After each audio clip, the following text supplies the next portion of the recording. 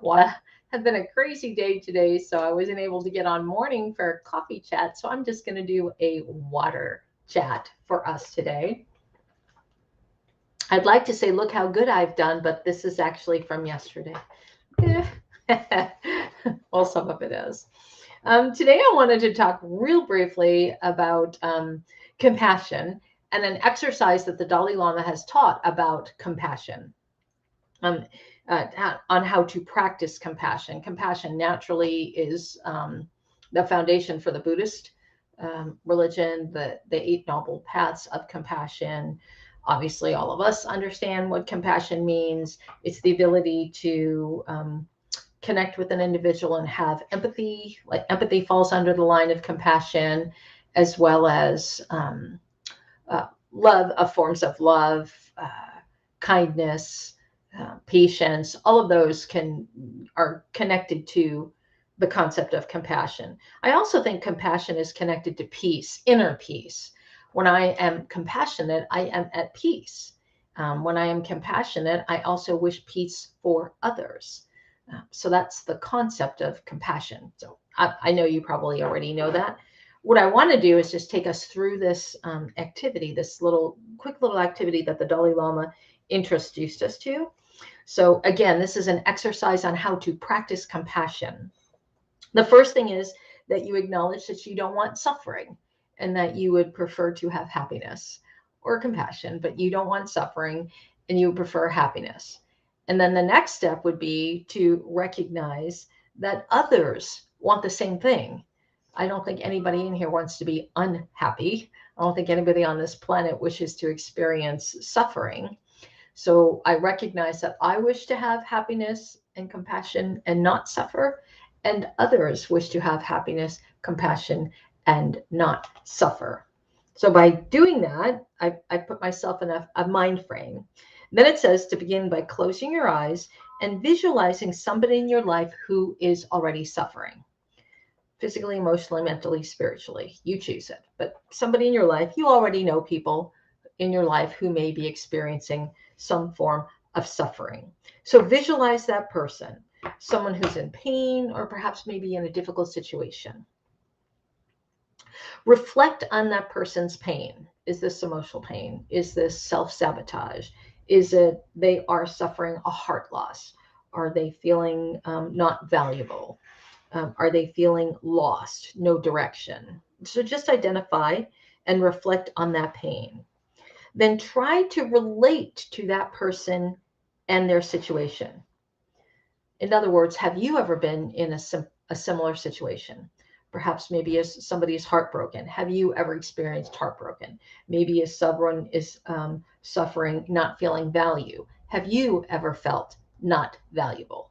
Maybe somebody is feeling left out. Have you ever felt left out? So again, recognizing what their pain is, reflecting on it, and then identifying within ourselves. If it lists, have I experienced that? Have I experienced that? And is it something that I've gone through? So have I had a similar situation?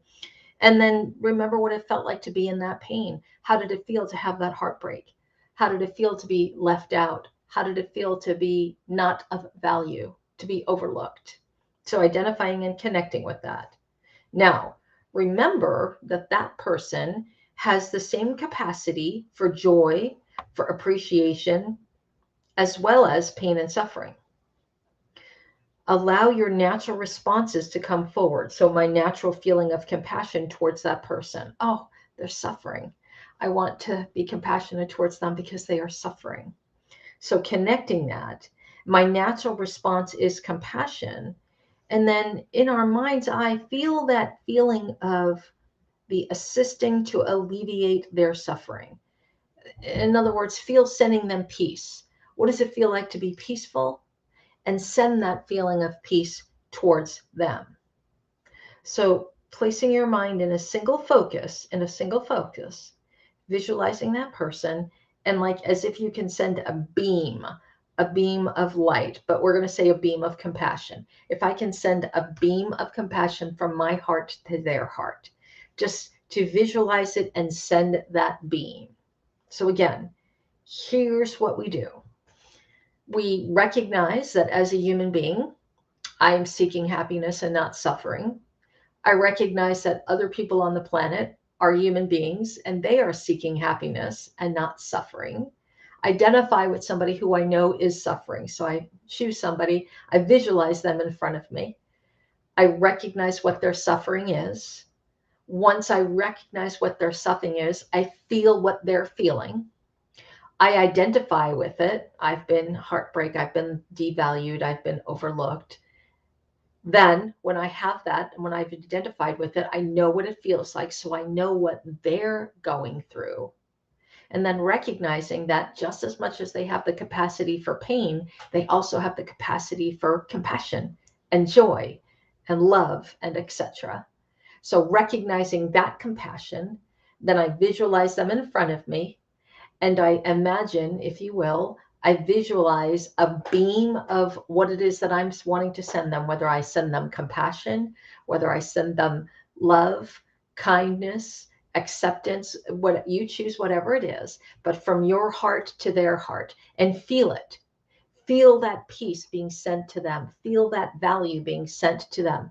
Feel that strong visual connection from you to them, as if you were able to fill them up with whatever it is that you're sending rather than the pain. So by holding that visualization, that helps us practice compassion because we are now holding people in a space of compassion.